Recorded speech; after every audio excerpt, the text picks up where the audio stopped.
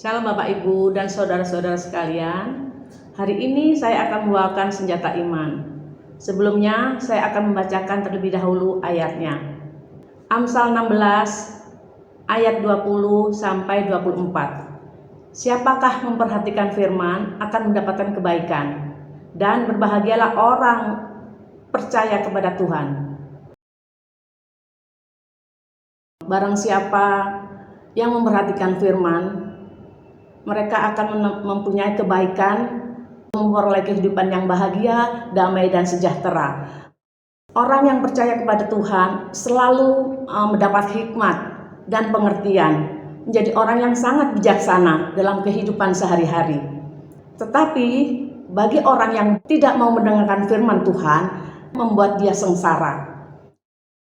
Banyak orang yang berseru sama Tuhan supaya Tuhan menolong mereka, tapi mereka sendiri tidak mau menghidupi firman Tuhan. Lucu sekali, seperti kita sering ngomong sama anak kita misalnya, mama suruh kamu ini dan itu, kamu nggak mau dengar. Kamu nggak mau taat sama orang tua, tapi tiap kali kamu punya keinginan, orang tua harus turutin kamu. Kalau kita banyak nuntutnya sama Tuhan, banyak maunya sama Tuhan, kita juga harus mau melakukan firman Tuhan. Lukas 6 ayat 46 berkata gini, mengapa kamu berseru kepadaku, Tuhan, Tuhan, padahal kamu tidak melakukan apa yang aku katakan? Setiap orang yang datang kepadaku dan mendengarkan perkataanku serta melakukannya, aku akan menyatakan kepadamu dengan siapa ia dapat disamakan. Ia sama dengan seorang yang mendirikan rumah. Orang itu menggali dalam-dalam dan meletakkan dasarnya di atas batu. Ketika datang air bah dan banjir melanda rumah itu tidak dapat digoyahkan karena rumah itu kokoh dibangun. Akan tetapi barang siapa mendengar perkataanku tetapi tidak melakukannya, ia sama dengan seorang yang mendirikan rumah di atas tanah tanpa dasar. Ketika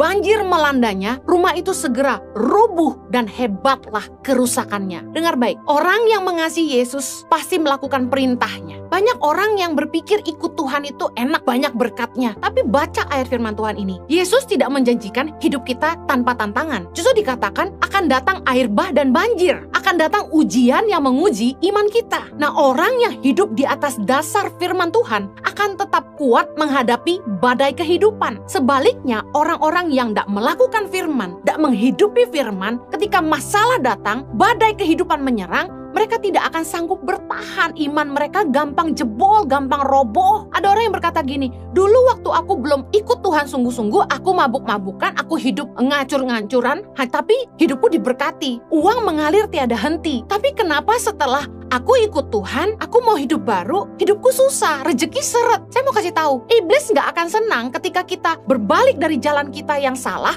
untuk kembali kepada Tuhan. Iblis gak akan senang ketika kita mau bertobat dari dosa-dosa kita dan mulai ikut Tuhan. Iblis akan menguji iman kita supaya kita berbalik lagi kepada Dia. Nah, kita yang harus bertahan. Orang ikut Tuhan jangan hanya ingin berkatnya. Yesus bilang akan datang air bah dan banjir. Tapi orang yang hidup di atas dasar firman Tuhan, mereka akan kokoh berdiri. Nah, apa yang jadi dasar hidupmu hari ini?